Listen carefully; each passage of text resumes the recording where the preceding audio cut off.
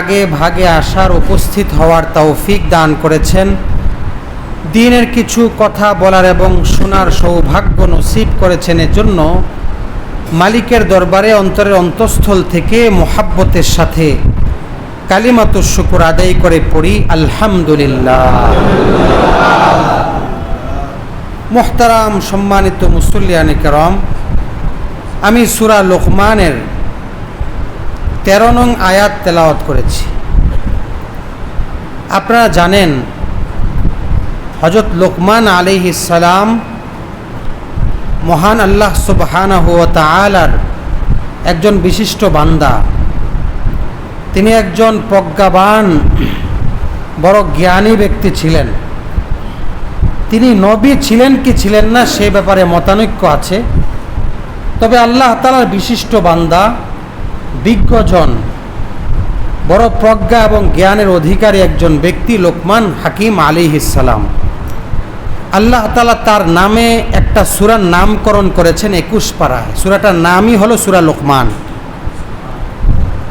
হযরত লোকমান আলাইহিস সালাম তার একটা বিশেষ বৈশিষ্ট্য ছিল, তিনি ফ্যামিলি নিয়ে বসতেন, ফ্যামিলি কাউন্সিলিং করতেন। ফ্যামিলির মধ্যে কিভাবে সচেতনতা বাড়ানো যায়, কিভাবে ফ্যামিলির প্রতিটা সদস্য সচেতন হয়, প্রতিটা সদস্য যাতে নীতিবান হয়, আদর্শবান হয়, স্ত্রী সন্তান সকলেই যাতে আল্লাহ তাআলার প্রিয় বান্দাবান্দি হয় এবং সচ্চরিত্রবান হয়, সেজন্য মাঝে মধ্যেই পরিবার নিয়ে বসতেন। আল্লাহ তাআলা লোকমান আলাইহিস সালামের সেই নসিহত, সন্তানকে সংশোধন করার ক্ষেত্রে তিনি যেই নসিহতগুলো করেছিলেন আল্লাহ তাআলার কাছে বড় পছন্দ হয়েছে। আল্লাহ তাআলা সেই নসিহতগুলোই এই সূরার মধ্যে উল্লেখ করে দিয়েছেন। সুবহানাল্লাহ। দেখুন, আজকে আমাদের একটা বড় ব্যর্থতা হলো, আমরা মুসলিম পরিবার নিজে নীতির উপর চলি, কিন্তু আমার ফ্যামিলি সন্তান নিয়ে আমার কোনো চিন্তা নাই। আমার স্ত্রী, আমার সন্তানরা ন্যায় নীতির উপর চলবে, সঠিক পথে চলবে, তাদেরকেও সঠিক রাস্তায় চালাতে হবে, সেই চিন্তা চেতনা আমার মধ্যে নাই। আমি নিজে নামাজি হলেই চলে, আমি নিজে নেককার হলেই চলে, আমি মুক্তি পেলেই চলে, সন্তান স্ত্রী নিয়ে কোনো চিন্তা নাই। বরং একটা মানুষের সবচেয়ে বেশি চিন্তা থাকবে তার ফ্যামিলি নিয়ে। তার স্ত্রী সন্তানদের সংশোধনের ক্ষেত্রে তার সবচেয়ে বেশি ভূমিকা থাকতে হবে। আল্লাহ সুবহানাহু ওয়া তাআলা একটা মানুষকে শুরু থেকেই সচেতন হতে বলেছেন। একটা মানুষের ঘরে যাতে নেক সন্তান হয়, শুরুতেই একজন সচ্চরিত্রা স্ত্রী নির্বাচনের কথা বলা হয়েছে। হাদিসে পাকের মধ্যে রাসূলুল্লাহ সাল্লাল্লাহু আলাইহি ওয়াসাল্লাম ইরশাদ করেন, তুনকাহুল মারআতু লিআরবাইন, একটা নারীর 4টা জিনিস দেখে বিবাহ করা হয়। লিমালিহা ওয়ালি হাসাবিহা ওয়ালি জামালিহা ওয়ালি দীনিহা, সম্পদ দেখে, বংশ দেখে, তার সৌন্দর্য দেখে, তার ধর্ম দেখে। কিন্তু মানুষ সবগুলা ধর্ম ছাড়া সবগুলাকে প্রাধান্য দেয়, সম্পদকে প্রাধান্য দেয়, তার বংশকে প্রাধান্য দেয়, সৌন্দর্যকে প্রাধান্য দেয়। 4 নম্বরে নবীজি বললেন যে ধর্মকেও দেখা হয়, কিন্তু এটা সবার শেষে দেখে। অথচ ফাজফার বিজাতি দ্বীন তারিবাত ইয়াদাক, তোমার একটা স্ত্রী নির্বাচনের ক্ষেত্রে সবচেয়ে বেশি যে বিষয়টা দেখতে হবে সে দ্বীনদার কিনা, সে নামাজি কিনা, সে পর্দানশীল কিনা, হযরত ফাতেমা রাদিয়াল্লাহু আনহার সাথে তার সম্পর্ক আছে কিনা, রাবিয়া বসরির সাথে তার চরিত্রের মিল আছে কিনা। ধর্মের বিষয়টা প্রাধান্য দেওয়ার কথা বলা হয়েছে, চরিত্রের বিষয়টা প্রাধান্য দেওয়ার কথা বলা হয়েছে। একটা আদর্শবান, চরিত্রবান পরিবার গঠনের ক্ষেত্রে আগেই বলা হয়েছে তুমি একজন ধার্মিক চরিত্রবান একজন স্ত্রী নির্বাচন করো। আমি সংক্ষেপে বলতে হবে, কারণ আলোচনা তো এটা না। এজন্য দেখেন, সচ্চরিত্রবান ধার্মিক স্ত্রী নির্বাচনের পরে সন্তান যখন হবে, শুরুতেই তাকে রাসূলুল্লাহ সাল্লাল্লাহু আলাইহি ওয়াসাল্লাম শিক্ষা দিয়েছেন, ইফতাহু আলা সিবিয়ানিকুম আউওয়ালা কালিমাতিন বিলা ইলাহা ইল্লাল্লাহ। তুমি তোমার সন্তানকে যখন যেই কালিমা, সর্বপ্রথম যেই কালিমাটা শিখাবে সেটা হবে লা ইলাহা ইল্লাল্লাহ। অর্থাৎ তোমার স্রষ্টা এক, তোমার ইলাহ, তোমার প্রভু একজন, তোমার লালনকর্তা পালনকর্তা একজন, তোমার পিছনে যে একজন সত্তাই কাজ করে, সেই বিশ্বাস বদ্ধমূল করে দিতে হবে একটা বাচ্চার ভিতরে। তার আগে তো আমরা জানি, শুরুতেই যখন বাচ্চা দুনিয়াতে আসে তার কানে কি শোনাইতে হবে? আজান আর ইকামত, মানে আল্লাহর পরিচয়, রাসূলের পরিচয়, আল্লাহর একত্ববাদের পরিচয়, রাসূলের রিসালাতের পরিচয় কানে দিয়ে দিতে হবে। এরপরে সে যখন সব প্রথম বাক্য শিখবে, সেটাই শিখবে লা ইলাহা ইল্লাল্লাহ। আসুন এরপরে এক এক করে 1 বছর, 2 বছর, 3 বছর, 4 বছর, 5 বছর, 7 বছর যখন হয়, রাসূল করিম সাল্লাল্লাহু আলাইহি ওয়াসাল্লাম বলেন, মুরু আওলাদাকুম বিসসালাতি ওয়া হুম আবনাউ 7 সিনিন। তোমাদের সন্তানদের বয়স যখন 7 হয়, নামাজের নির্দেশ দাও, নামাজ যেন পড়ে, ফজর জোহর আসর পড়া শুরু করে দেয়। প্রশ্ন, যে এখন থেকেই কি তার নামাজের হিসাব লেখা হয়? বলে না, লেখা হবে বালেগ হওয়ার পরে, কিন্তু অভ্যাস করতে হবে এখন থেকেই। যদি অভ্যাস না করা হয় তাহলে পরবর্তীতে সে পারবে না। ওয়াদরিবুহুম আলাইহা ওয়া হুম আবনাউ 10। রাসূল বলেন, যখন বয়স 10 হবে তখন যদি না পড়ে, নামাজ না পড়ে, তাহলে শাসন কিছু করতে হবে, উপযুক্ত আর কি, যতটুকু দরকার, চোখ রাঙ্গানি দিয়ে হোক, ধমক দিয়ে হোক, যেভাবে সম্ভব একটু শাসন করতে হবে। অফাররিকু বাইনাহুম ফিল মাদাজি, এবং তার বিছানা আলাদা করে দিতে হবে। বাবা মার সাথে এক খাটে শুবে না, ভিন্ন খাটে শুবে, এক রুমে হলেও ভিন্ন খাটে, বিছানা আলাদা করে দিতে হবে। এটা ইসলামের নীতিমালা। এইভাবে ইসলাম ধারাবাহিকভাবে বাচ্চাকে শিষ্টাচার, ধর্ম শিক্ষা দেওয়ার কথা বলেছে। নীতিবান আর চরিত্রবান হওয়ার ক্ষেত্রে এই নীতিমালা ইসলাম বলে দিয়েছে। রাসূল আল্লাহ তাআলা কোরআনে কারীমের মধ্যে সূরা তাহরিমের মধ্যে বলেছেন, ইয়া আইয়ুহাল্লাযীনা আমানু কু আনফুসাকুম ওয়া আহলিকুম নারা। তোমরা নিজেদেরকে এবং পরিবারকে জাহান্নাম থেকে বাঁচাও, জাহান্নামের আগুন থেকে বাঁচাও। এই আয়াতের তাফসিরের মধ্যে হযরত আলী রাদিয়াল্লাহু আনহু উল্লেখ করেছেন যে আদ্দিবুহুম ওয়া আল্লিমুহুম, যে এটার ব্যাখ্যা হলো তাদেরকে জাহান্নামের আগুন থেকে বাঁচানোর কথা আল্লাহ বলেছেন, কিন্তু বাঁচাবে কিভাবে?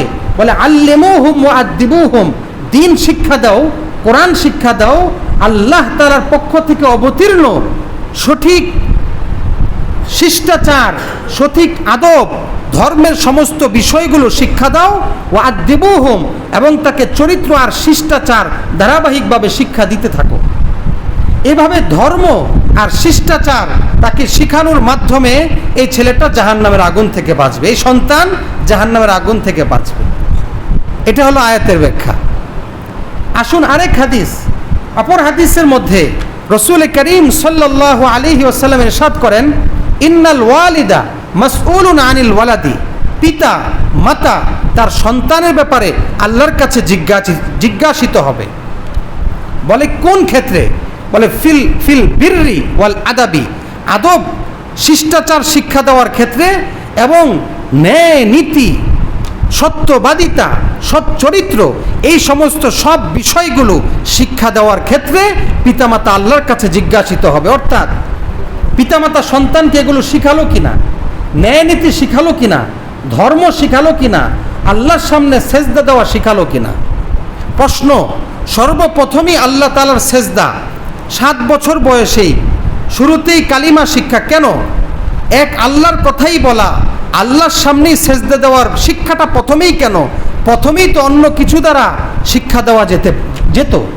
প্রশ্ন, বলে একটা মানুষ সৎ চরিত্র যদি হতে হয়, চরিত্রবান হতে হয়, নীতিবান হতে হয়, তাহলে সেজদার মাধ্যমেই নীতিবান হতে হবে। বুঝতে পেরেছেন কথাটা? কোনো মানুষ নীতিবান আর চরিত্রবান হতে পারে না সেজদা ছাড়া। কোনো ব্যক্তি এক আল্লাহর অস্তিত্ব স্বীকার ছাড়া, এক আল্লাহর সামনে মাথা নত করা ছাড়া চরিত্রবান আর নীতিবান হতে পারে না। নীতিবান হওয়ার ক্ষেত্রে তার প্রথম যে বিষয় লাগবে সেটা হলো সেজদা, সেটা হলো আল্লাহর সামনে মাথা নত করা। হযরত লুকমান আলাইহিস সালাম সন্তানদেরকে নিয়ে বসলেন, নসিহত করলেন। এক নম্বর নসিহত আল্লাহ কোরআনে উল্লেখ করছেন, ইয়া বুনাইয়া লা তুশরিক বিল্লাহ ইন্না শিরকা লাযুলমুন আযীম। হে বৎস, শিরিক করবা না, আল্লাহর সাথে অন্য কাউকে শরিক করবা না, দুনিয়ার বুকে এটা সবচেয়ে বড় অপরাধ। শিরিক যে করবে সে আর প্রকৃত মানুষ থাকতে পারে না, তার মতো অপরাধী দুনিয়ার বুকে কেউ হতে পারে না। ও বৎস, শিরিক থেকে বেঁচে থাকো, এটাই তোমার প্রথম নসিহত তোমার প্রতি আমার। এটা সবচেয়ে বড় নসিহত সন্তানের জন্য। সন্তানকে শিরিক থেকে বাঁচাতে হবে, তার মানে এর বিপরীত ঈমানের উপর তাকে ওঠাতে হবে, একাত্মবাদের বিশ্বাসে বিশ্বাসী বানাতে হবে। এটা পিতামাতার জন্য দায়িত্ব সন্তানের প্রতি। 2 নম্বর, আল্লাহ দ্বিতীয় নসিহত তৃতীয় নসিহত একেবারে ধারাবাহিক বলেন নাই। ইয়া বুনাইয়া লা তুশরিক বিল্লাহ ইন্না শিরকা লাযুলমুন আযীম ওয়া ওয়াসাইনাল ইনসানা বিওয়ালিদাইহি, এটা কিন্তু নসিহত না। কয়েক আয়াত পরে গিয়ে আবার দ্বিতীয় নসিহত করছেন। ইয়া বুনাইয়া ইন্নাহা ইন তাকু মিসকালা হাববাতিন মিন খারদাল ফাতাকুন ফি সখরাতিন আও ফিস সামাওয়াতি আও ফিল আরদি ইয়াতি বিহাল্লাহ। দ্বিতীয় নম্বর নসিহত লুকমান আলাইহিস সালাম সন্তানের প্রতি যেটা করেছেন সেটা হলো আকীদার বিশুদ্ধতা। আকীদা বিশুদ্ধ রাখতে হবে এক আল্লাহর অস্তিত্বের ব্যাপারে, এক আল্লাহর শক্তির ব্যাপারে, এক আল্লাহর জ্ঞানের ব্যাপারে, এক আল্লাহর সমস্ত যত গুণাবলী আছে সমস্ত গুণাবলীর ব্যাপারে বিশুদ্ধ বিশ্বাস আকীদা রাখতে হবে। এটা হলো মানুষের জন্য সন্তানের প্রতি দ্বিতীয় বড় নসিহত। ঈমানের সাথে সাথে প্রত্যেকটা আকীদা এবং বিশ্বাস বিশুদ্ধ না থাকলেও কিয়ামতের দিন ধরা খেতে হবে। আকীদা বিশ্বাস মানে এক আল্লাহর অস্তিত্ব সম্পর্কে, তিনি একমাত্র রব, তিনি একমাত্র সৃষ্টিকর্তা, সব কিছু করনেওয়ালা তিনি, সমস্ত শক্তির অধিকারী একমাত্রই তিনি, সমস্ত কিছু সম্পর্কে তিনি জানেন, সব কিছু তিনি দেখেন, সব কিছু তার এলেমের মধ্যে আছে, সমস্ত আওয়াজ তিনি শোনেন।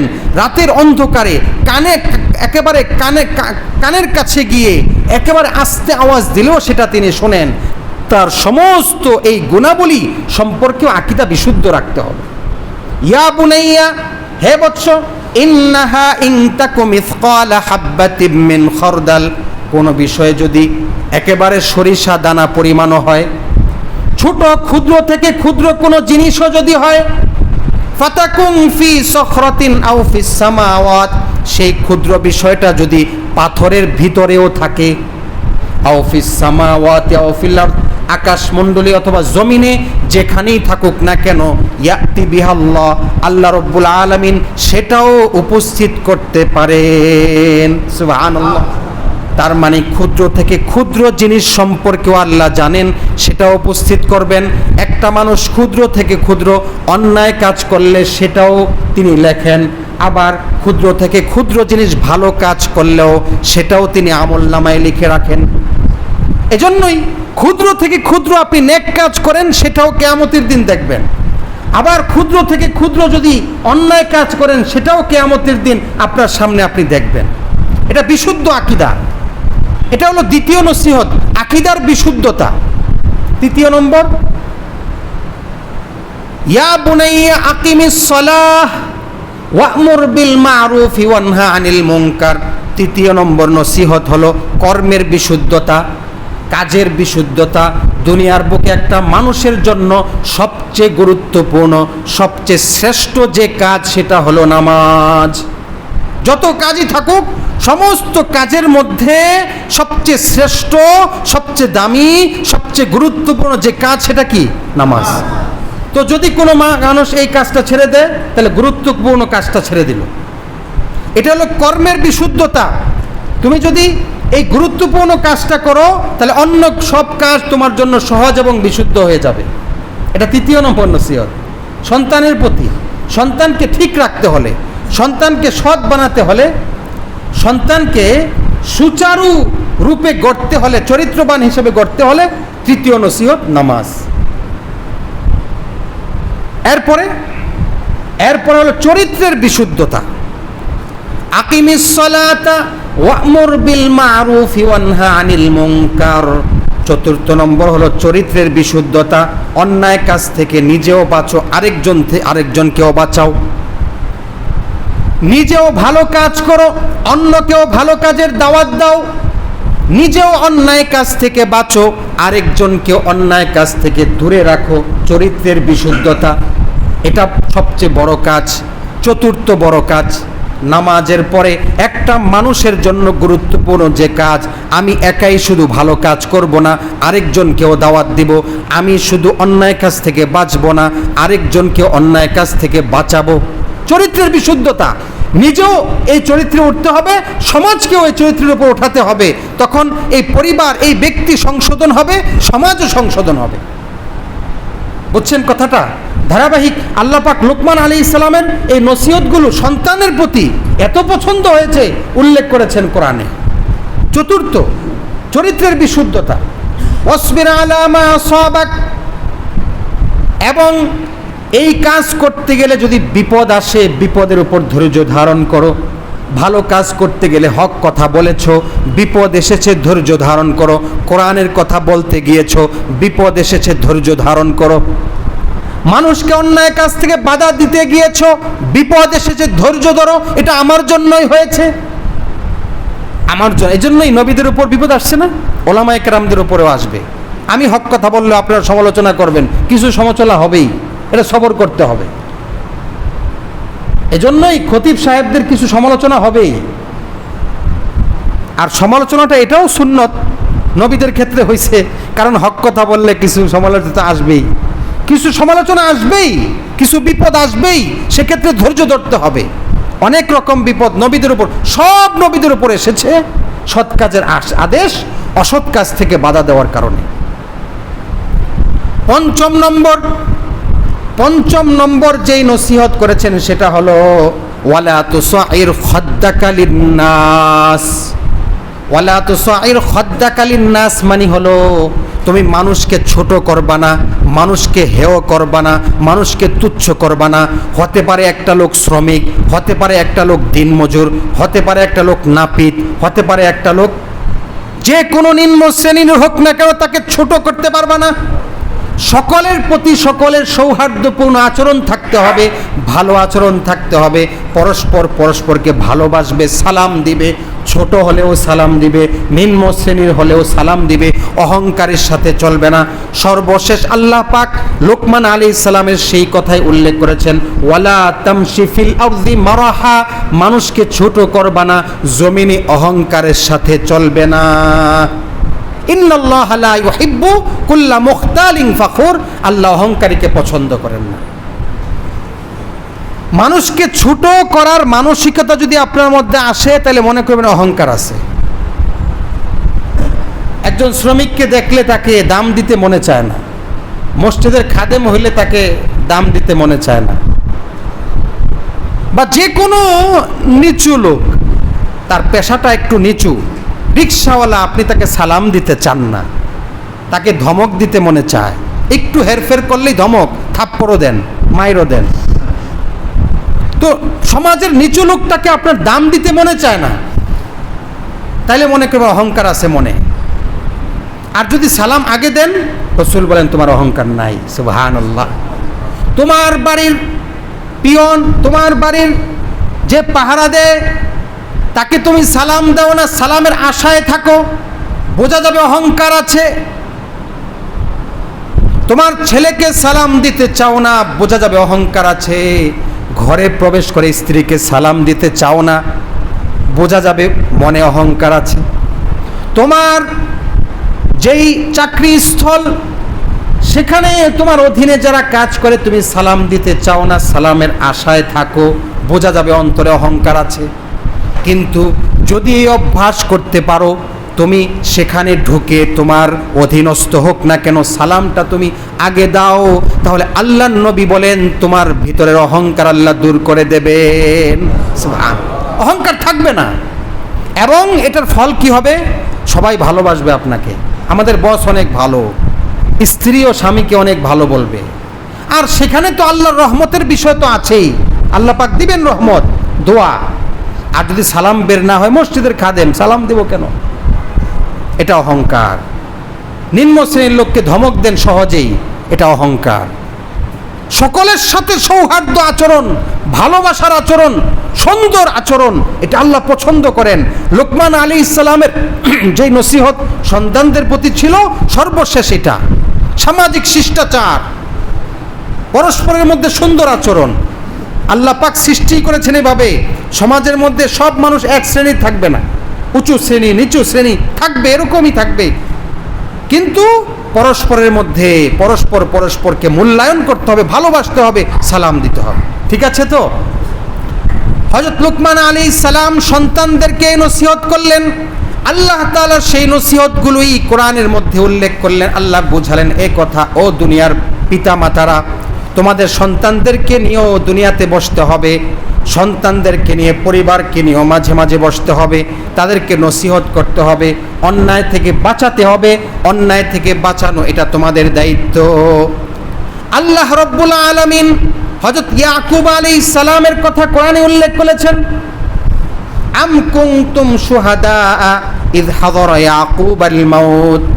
ইয়াকুব আলাইহিস সালামের কাছে যখন মৃত্যু উপস্থিত হলো, ইয়াকুব আলাইহিস সালাম যখন মৃত্যুর কাছাকাছি, ইয ক্বালা লিবানিহি মা তা'বুদুনা মিন বাদি, মৃত্যুর পূর্বে সম্পদের কথা বলেন নাই। আমাদের অভ্যাস হলো সম্পদ কিভাবে বন্টন করব, মৃত্যুর আগে স্ত্রীকে বলে যাই অমুককে এটা দিবা, অমুককে এটা দিবা, সম্পদগুলো এইভাবে বন্টন করবা। কিন্তু আল্লাহ তাআলা ইয়াকুব আলাইহিস সালামের সেই কথা কোরআনে উল্লেখ করে বলছেন যে ইয়াকুব সর্বশেষ সন্তানদেরকে যে নসিহত করেছেন, ও আমার সন্তানরা, আমার মৃত্যুর পরে একমাত্র কার গোলামি করবা স্পষ্ট বলো। আমার মরে যাওয়ার পরে তোমরা কার গোলামি করবা? তোমাদের মৃত্যু পর্যন্ত কার সামনে সেজদা দেবা? কার কথার অনুসরণ করবা? জীবনের শেষ অবধি কোন নীতিমালার অনুসরণ করবা একটু আমাকে বলো। তখন ইয়াকুব আলাইহিস সালামের সন্তান, ইয়াকুব আলাইহিস সালামের সন্তান কারা বলেন? ইউসুফ আলাইহিস সালাম এবং তার আরো যত ভাই, সবাই বলতেছে নাম ক্বালু না'বুদু ইলাহাকা ওয়া ইলাহা আবাইকা ইব্রাহিম ওয়া ইসমাঈল ওয়া ইসহাক। আমরা আপনি যেই রবের গোলামি করেছেন, আপনার বাপদাদা ইসহাক ইব্রাহিম আলাইহিমাস সালাম তারাও যাদের গোলামি করেছে, যার গোলামি করেছে, ওই এক সত্তার আল্লাহরই গোলামি আমরা করব। সুবহানাল্লাহ। আমার ভাইয়েরা, এজন্য সন্তানদেরকে সঠিক পথে চালানোর জন্য জীবনের একেবারে আপনার বিবাহ থেকে, বিবাহের আগ থেকেই ফিকির করতে হবে, যাতে আমার ফ্যামিলিটা সৎ হয়, আমার সন্তানগুলো সৎ হয়।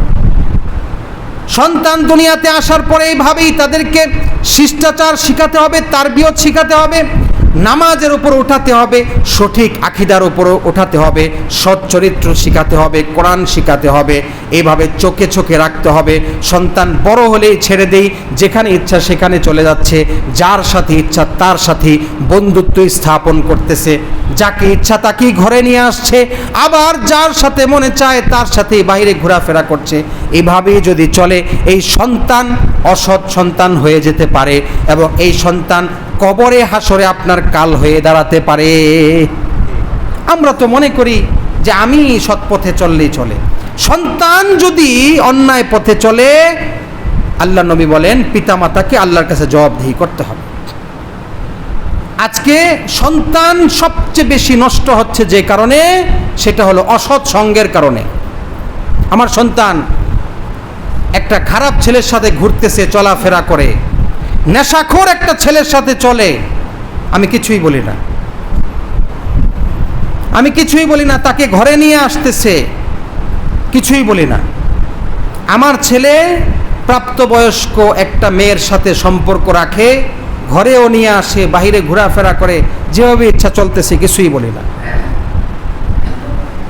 এভাবেই সন্তানগুলো নষ্ট হয়ে যাচ্ছে।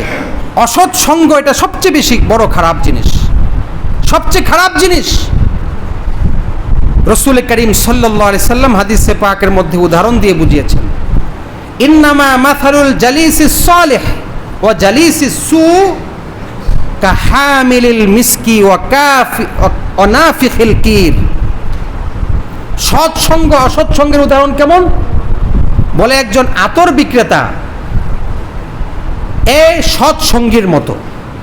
আতর বিক্রেতার কাছে যদি তুমি যাও, সে হয়তো তোমাকে একটু আতর দিবে, আও তাবতাউ মিনহু, অথবা তার কাছ থেকে তুমি একটু আতর কিনবে, সে তোমাকে হাদিয়া একটু আতর দিবে, অথবা তুমি তার কাছ থেকে একটু আতর ক্রয় করবে, অথবা যদি তাও না হয় আও তাজিদা মিনহু রিহাতান, তার কাছ থেকে যাওয়ার কারণে, তার কাছে যাওয়ার কারণে কিছুটা হলেও ঘ্রাণ তোমার শরীরে লাগবে। লাগবে কিনা বলেন? বলে সৎ সঙ্গে যদি হয় তাহলে তার সাথে সম্পর্ক রাখলে ভালো কিছুই আসবে, খারাপ কিছু আসবে না। সৎ সঙ্গী হলো এই আতর বিক্রেতার মতো, আর অসৎ সঙ্গী হলো কামারের মতো। কামার, আপনি কামারের কাছে গেলে হয়তো অনিচ্ছা সত্ত্বেও একটু কালি লেগে যাবে, অথবা ইচ্ছাকৃতভাবেই তার কাছ থেকে আপনি যখন কিছু ক্রয় করতে যাবেন, কোনো প্রয়োজনে যাবেন, অনেক কিছু কালি অল্প বেশি লাগবেই, লাগবে না? যে কোনোভাবেই হোক ওখানে গেলেই কালি লাগবে। তার মানে অসৎ সঙ্গীর সাথে সম্পর্ক রাখলে অন্যায় কিছুই আসবে, খারাপ কিছুই আসবে, ভালো কিছু আসবে না। হাদিসে রাসূল উদাহরণ দিয়েছেন। এজন্য দেখেন আজকে স্কুলের চিপায় চাপায় যখন ছুটি হয়, বন্ধু বান্ধব দুইজনে মিলে বিড়ি খাইতে থাকে, থাকে না? হ্যাঁ, আমাদের চোখের সামনেই তো, আপনারাই তো দেখেন, কপত কপতি গল্প করতেছে, যেভাবে ইচ্ছা চলতেছে, নেশা করতেছে। এক বন্ধু আরেক বন্ধুকে বিড়ি খাওয়া শিখাইতেছে। সে নেশা করছিল না, নেশাখোরের সাথে সম্পর্ক করার কারণে এখন নেশা খাওয়া শিখে যাচ্ছে, বিড়ি খাওয়া শিখে যাচ্ছে। ঠিক কিনা বলেন? বিড়ি খাওয়া শিখে যাচ্ছে, অন্যায় পথে আগে চলতো না, এখন সম্পর্ক রাখার কারণে অন্যায় পথে চলতেছে। আমি আমার সন্তানের জন্য ওয়াইফাই লাইন দিয়ে দিয়েছি ঘরের মধ্যে, তাকে একটা অ্যান্ড্রয়েড মোবাইল হাতে দিয়েছি। এখন সে এখানে সারাদিন এটার মধ্যে পড়ে থাকে। কি করে এটার মধ্যে? ভালো কিছু শিখতেছে? অন্যায় কিছুই দেখতেছে। এটার মধ্যে তো অন্যায়ের জগৎ, মোবাইল হলো অন্যায়ের জগৎ। রাসূল করিম সাল্লাল্লাহু আলাইহি ওয়াসাল্লাম হাদিসে পাকের মধ্যে বলেছেন, 3 ব্যক্তির জন্য জান্নাত হারাম। তার মধ্যে একজন হলো দাইয়ুস আল্লাযী ইউকিরু ফি আহলিয়াল খুবুস। দাইয়ুসের জন্য, দাইয়ুস কে? যে তার সন্তান স্ত্রীদেরকে অন্যায় পথে স্বীকৃতি দেয়, অন্যায় কাজ করতেছে এটাকে সমর্থন দেয়, কিছু বলে না, শাসন করে না। তা আপনি ওয়াইফাই লাইন দিয়ে অন্যায় করার জন্য তো সুযোগ করে দিলেন। 8 বছর, 9 বছর, 12 বছরের ছেলের জন্য ওয়াইফাই খুলে দিলেন। এখন সে অন্যায় পথ চিনতেছে আস্তে আস্তে, অশ্লীল ভিডিও দেখতেছে, অশ্লীল ছবিগুলো দেখতেছে, এখান থেকে অন্যায় কাজ শিখতেছে। যত রকমের ফাহেশ অশ্লীল কাজ আছে সব এখান থেকে আস্তে আস্তে শিখতেছে, ভালো কিছু শিখবে না। এজন্য আপনি আল্লাহর কাছে প্রথম দায়ী হবেন, এটা মনে রাখতে হবে। আজকে নেশাখোর যে সন্তানরা হচ্ছে তার জন্য প্রথমে আমি দায়ী, আমি পিতা দায়ী। যখনই সে কোনো একটা নেশাখোরের সাথে চলতেছে, আপনি দেখতেছেন, বারণ করলেন না কেন? শুরুতেই তাকে দ্বীনের প্রতি উঠালেন না কেন? নামাজ শিখালেন না কেন? তাকে একজন ভালো লোকের সাথে, ভালো আলেমের সাথে সম্পর্ক করালেন না কেন? দ্বীন শিখালেন না কেন? শুরু থেকেই আপনারই ভুল। এজন্য ভাইরা আমার, সতর্ক থাকা উচিত। অন্যায় এটার ক্ষেত্রে, সন্তানদের ক্ষেত্রে অন্যায়ের কি দেওয়া যাবে না? অনুমোদন দেওয়া যাবে না। হাদিসে পাকের মধ্যে এসেছে, তুমি তোমার স্ত্রী এবং সন্তানদের ক্ষেত্রে শাসনের লাঠি নামাতে পারবা না। শাসনের লাঠি মানে যেই লাঠি দিয়ে পিটাইবা সবসময়, এটা না। অর্থাৎ শাসন তাদের জন্য রাখতে হবে, যেভাবেই হোক অন্যায় কাজ যেন না করে। স্ত্রী পর্দার সাথে চলে, স্ত্রী নামাজ পড়ে, স্ত্রী যেন অন্য কারোর সাথে সম্পর্ক রাখতে না পারে, স্ত্রী যেন নামাজ পড়ে, এই সব কিছু আপনার দায়িত্ব। এজন্য দাইয়ুসের কথা বড় নবীজি সাল্লাল্লাহু আলাইহি ওয়াসাল্লাম হাদিসে পাকের মধ্যে কঠিনভাবে বলেছেন। আমরা এক তো হলো ওয়াইফাই, আর টিভি তো অনেক আগ থেকেই এসেছে। টিভি যার মধ্যে অশ্লীলতা অনেক বেশি আগের থেকেই আছে, একসঙ্গে আপনি অন্যায় কাজটা দেখতেছেন, আবার সন্তানকেও দেখাচ্ছেন, একসাথে নিজেও করতেছেন, সন্তানকেও করাচ্ছেন। আল্লাহর কাছে পার পাওয়া যাবে না, আল্লাহর কাছে পার পাওয়া যাবে না ভাইরা আমার। হ্যাঁ, এজন্যই কোরআনে কারিমের মধ্যে আল্লাহ তাআলা বলেছেন যে অসৎ সঙ্গীর কারণে মানুষ জাহান্নামে যাবে, অসৎ সঙ্গীর কারণে মানুষ জাহান্নামে যাবে। কিয়ামতের দিন আফসোস করে বলবে, ইয়া লাইতানি লাম আত্তাখিয ফুলানান খলিলা, হায় আফসোস, আমি কেন অমুককে বন্ধু রূপে গ্রহণ করলাম। অমুককে যদি বন্ধু হিসাবে না গ্রহণ করতাম তাহলে আজকে তো আমার এই দশা হতে না।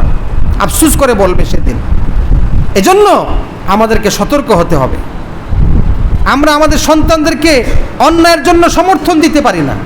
হাদিসে পাকের মধ্যে আসছে, কোনো একটা ব্যক্তির থেকে যখন লজ্জা উঠে যায় তখন সে যা ইচ্ছা তাই করতে পারে।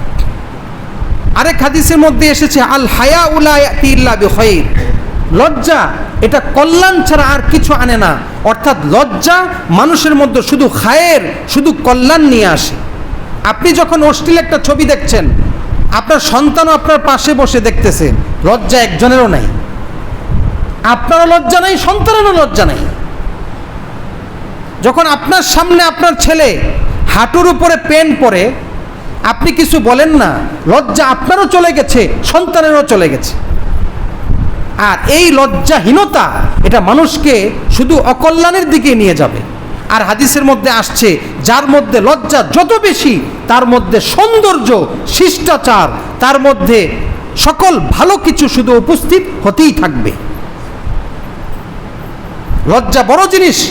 এজন্য হাদিসে পাকের মধ্যে আসছে ঈমানের ৭৭ শাখা, তার মধ্যে আল হায়া ও শুবাতুম মিনাল ঈমান, লজ্জা ঈমানের অঙ্গ। এই কথাটা নবীজি আলাদা বলছেন। কেন বললেন? ৭৭ শাখার মধ্যে তো লজ্জা আছেই, তারপর আলাদা কেন বললেন? আলাদা এজন্য বললেন যে এটার গুরুত্ব অনেক বেশি। কি কোনো কথা আছে? এটা বলবেন তো, না বললে আমি টাইম দিব কেমন? কিছু বলতে হবে, যে কথা আছে এটা বলবেন না, আগে ইশারা দিবেন না। তো এটাই বলতেছিলাম, আলোচনা শেষ করে দিই। লজ্জা ঈমানের অঙ্গ। আমাদের আজকে আমাদের পরিবারে যারা কর্তা, আমরা আমাদের লজ্জা উঠে যাওয়ার কারণে আমরা আমাদের সন্তানদেরকে অন্যায়ের জন্য স্বীকৃতি দিতেছি, চোখের সামনে অন্যায় করতেছি, কিছু বলতেছি না। এজন্য ভাইরা আমার, লজ্জা ঈমানের অঙ্গ, এটা ঈমানের গুরুত্বপূর্ণ শাখা। নিজের মধ্যেও এটা উপস্থিত করি, সন্তানদের মধ্যেও এটা উপস্থিত করি।